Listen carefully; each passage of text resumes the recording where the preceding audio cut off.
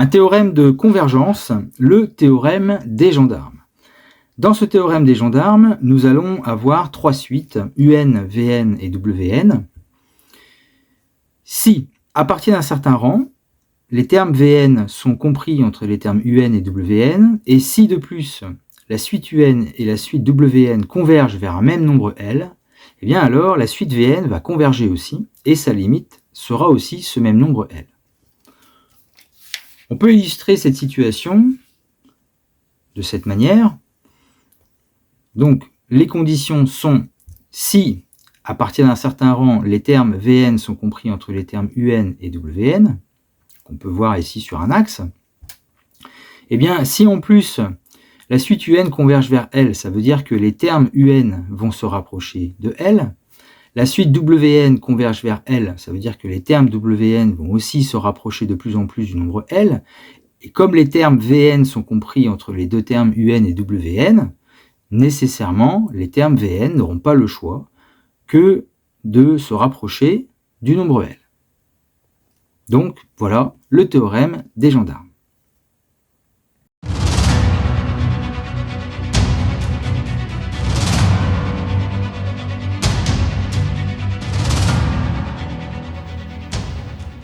Un premier exemple pour illustrer le théorème des gendarmes avec la suite Vn définie par Vn égale sinus n sur n.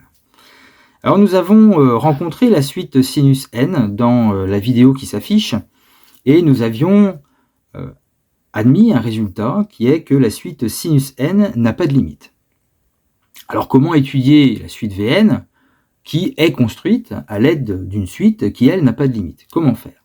Nous avons vu aussi dans cette vidéo que sinus n est toujours compris entre -1 et 1. Eh bien, avec ce résultat, et avec des transformations en utilisant les règles sur les inégalités, on va essayer de faire réapparaître la suite Vn. Alors, on part de sinus n compris entre -1 et 1. En divisant par n, qui est strictement positif, on va faire apparaître 1 sur n, -1 sur n, et sinus n sur n, qui correspond à la suite Vn. Comme n est strictement positif, les inégalités ne changent pas de sens. Donc, on obtient Vn compris entre -1 sur n et 1 sur n. Or, la suite 1 sur n tend vers 0, la suite -1 sur n tend aussi vers 0. Donc, d'après le théorème des gendarmes, la suite Vn converge et sa limite est égale à 0. Une illustration de ce phénomène. En rouge, ici, nous avons la suite -1 sur n. En vert, nous avons la suite 1 sur n. Et en bleu, les petits points qui sont ici, eh bien, c'est la suite Vn qui est comprise entre -1 sur n et 1 sur n. Et de par la convergence des deux suites -1 sur n et 1 sur n vers 0, eh bien, la suite Vn n'a pas d'autre choix que aussi de tendre vers 0.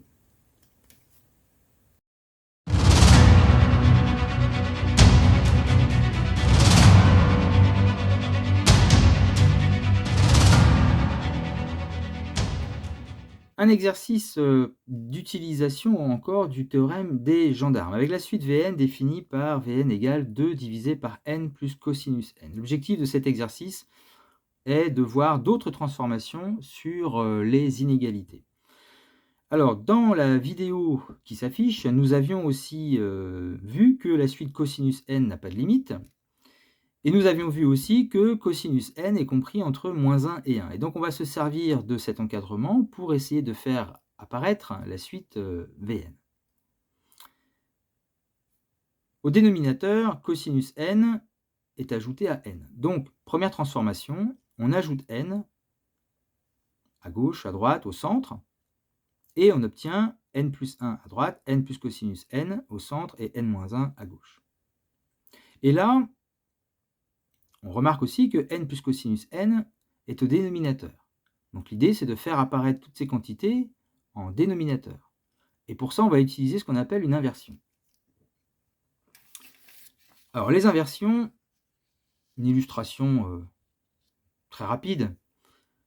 Inverser, l'inverse de 2, c'est un demi, l'inverse de 3, c'est un tiers, l'inverse de 5, c'est un cinquième.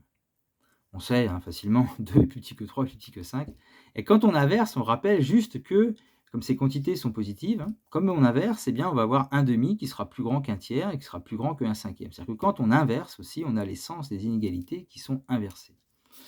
Donc ici, nos trois quantités qui sont présentes, qui sont positives, eh bien, en inversant, on va avoir le même phénomène, c'est-à-dire que 1 sur n-1 va devenir plus grand que 1 sur n plus cosinus n et plus grand que 1 sur n plus 1.